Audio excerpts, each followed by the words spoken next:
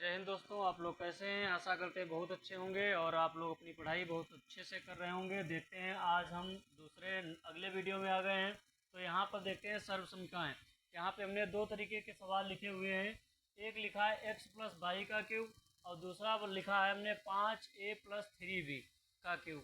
तो सबसे पहले इसमें पहले बता रखा है कि a प्लस बी का, इसमें a प्लस बी का होल क्यूब बराबर सूत्र लगता है। तो सूत्र यहाँ पे लिखा है A cube plus B cube plus का 3ab और ब्रैकेट में होता है ए प्लस बी। तो देखते हैं इस वाले सवाल को। यहाँ पे देखिए कुछ भी नहीं करना है। सबसे पहले ए क्यूब यानी ए बराबर एक्स मान लेते हैं, बी बराबर वाई मान लेते हैं। तो यहाँ पे क्या करना है देखते हैं। यहाँ पे एक्स का क्यूब लिखा जाएगा प्लस वाई का क्यूब लिखा जाएगा। फिर उसके बाद सूत्र में लिखा है 3ab, तो यहाँ 3 लिखेंगे गुणे एक्स और गुणे वाई। उसके बाद ब्रैकेट में लिखा है एक्स प्लस मतलब ए प्लस बी लिखा है, तो ए प्लस बी की जगह पर ए यहाँ पे लिखा जाएगा एक्स प्लस वाई, ये लिख गया है। अब देखते हैं इसका क्यूब करेंगे तो हो जाएगा x cube plus y cube plus इनकी तीनों की एक साथ गुणा की जाएगी तो 3xy हो जाएगा। ब्रैकेट में एक्स प्लस वाई रहेगा। तो देखते हैं इसको ऐसे ही लिखते हैं x cube plus y cube plus इसकी गुना अब इसके साथ होगी तो 3 होगा, एक्स गुना हो जाएगी एक्स स्क्वायर, साथ में वाई रहेगा प्लस इसकी गुना अब इसके साथ तो 3 रहेगा, एक्स रहेगा और वाई स्क्वायर रहेगा। क्योंकि यहाँ पर वाई मिल रहा है, यहाँ पर भी वाई, तो वाई 2 बार हो जाएगा। यहाँ पे 3x नहीं है तो 3x ऐसे लिखा जाएगा, वाई स्क्वायर लिखा जाएगा। तो यहाँ पर घातों की तुलना भी साथ में है, ये आंसर हो गया। अगला देखते हैं इधर वाला कैसे लगाएंगे। तो इसमें हो जाएगा 5a का क्यूब लिखा जाएगा, फिर लिखा जाएगा 3b का क्यूब और उसके बाद सूत्र में है कह रहा है 3ab, तो 3 गुणे 5a और गुणे में 3b और ब्रैकेट में है 5a प्लस 3b। इस टाइप से लिखा जाएगा 3b। अब होगा 55 25 पंचे 125। देखते हैं इसमें जैसे 5 का क्यूब ज्ञात करना है तो 5 गुणे 5 3 बार लिखा जाएगा। 55 25 25 पंचे होता है 125।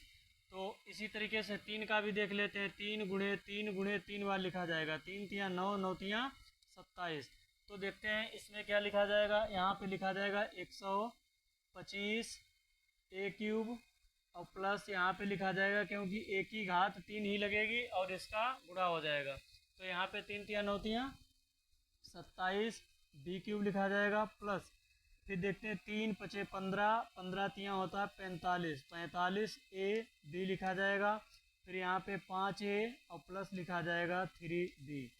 अब देखते हैं अब क्या करना है। तो इसको ऐसे लिखते हैं 125 a क्यूब और प्लस लिखा जाएगा 27 b क्यूब प्लस 45 पंचे यानी होता है 4 पंचे 20 और 55 25 245।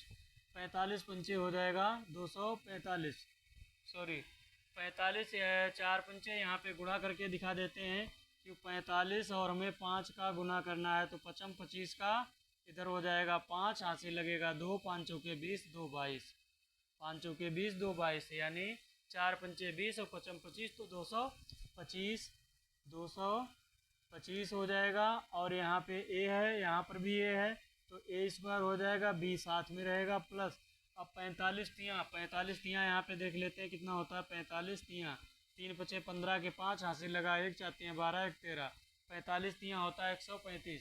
तो यहाँ पे लिखा जाएगा 135।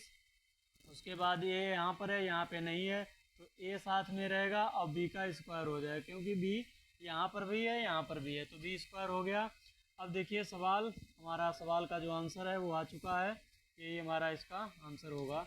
इस तरीके से सवाल लगवा दिए हैं, लग गए हैं और देखते हैं साफ साफ एकदम सही दिख रहा है और कोई भी दिक्कत नहीं है। सवाल हमारी सर्वसंख्याएँ इसी तरीके से हल की जाती हैं। अगर अंकों वाला है तो पहले वीडियो में बताए हैं।